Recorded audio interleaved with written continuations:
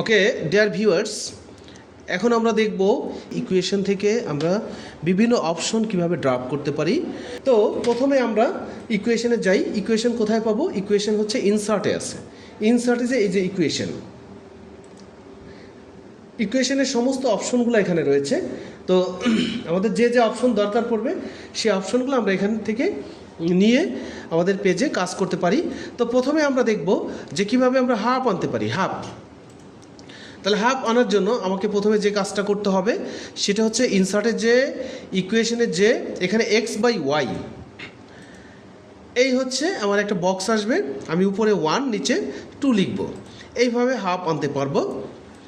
আরেকভাবে half আনতে পারবো, সেটা হচ্ছে ইনসার্টের যে কুইক পার্টস, এখানে কুইক পার্টস ফিল্ড, তারপরে এখানে ইকিউ নামে একটা অপশন রয়েছে, ইকিউ, এখানে ফিল্ড কোডস, তারপরে অপশনস, এখানে এফে ক্লিক করব, অ্যাড টু ফিল্ড, এখানে প্রথমে 1 পরে 2,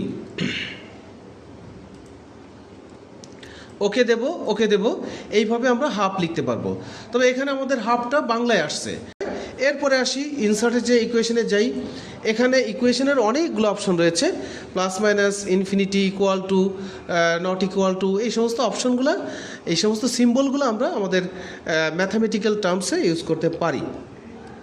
সাপোজ আমরা এখানে 45 ভাগ চিহ্ন দিতে চাই। এখানে ভাগ চিহ্ন, ইনসার্টে যাব, ইকুয়েশনে যাব, এখানে এই যে ভাগ চিহ্ন আমাদের কিবোর্ডে নেই, কম্পিউটার কিবোর্ডে নেই, তো আমরা এখান থেকে ভাগ চিহ্ন ইউজ করতে পারি। এই হলো উপায়। আরেকটি হচ্ছে আমি যদি এখানে গুণ চিহ্ন দিতে চাই, তাহলে এখানে এটাকে ক্লিক করে এইখানে ইনসার্টের যে ইকুয়েশনে যে তারপরে এখানে গুণ চিহ্ন রয়েছে। তাহলে এরকম সিম্বলগুলো আমরা এখান থেকে ইকুয়েশন থেকে পিক করতে পারি। এই হচ্ছে গেল আমার সিম্বলের ব্যাপার। তারপরে আসি আমরা কিভাবে আমরা রুট ব্যবহার করতে পারবো। রুট কিভাবে ব্যবহার করব? এখানে ইনসার্টে যাব, ইকুয়েশনে যাব, এখানে রেডিক্যাল নামে একটা অপশন রয়েছে, এটাই ক্লিক করব, এই যে রুট রেডিক্যাল। তাহলে এখানে আমি 36 দিলাম।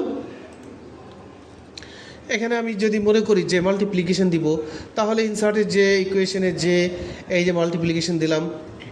তারপরে আবারও এখানে ইনসার্টের যে ইকুয়েশনের যে এই যে রেডিক্যাল, এখান থেকে আমরা রুট চিহ্নটা নিয়ে আসতে পারি। এখানে আমরা রুট দিয়ে দিলাম 16।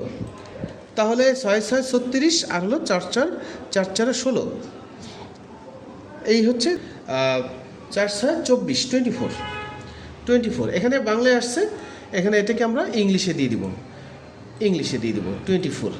এইভাবে আমরা রেডিক্যাল আনতে পারি। এছাড়াও আমাদের আরও অনেক ইকুয়েশনাল অপশন রয়েছে, ম্যাট্রিক্স, অপারেটর, যেগুলো সাধারণত সায়েন্সের, ফিজিক্স, কেমিস্ট্রি বা অন্যান্য সাবজেক্টের জন্য এই সমস্ত সিম্বলগুলা বা অপশনগুলো প্রয়োজন পড়ে।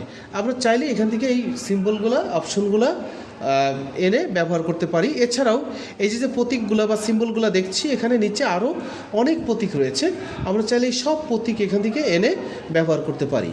তাহলে আমরা আমাদের ইকুয়েশনের বেসিক কাজগুলো দেখলাম। আমাদের পরের ভিডিওতে আমরা অন্যান্য অনেক অপশনস রয়েছে।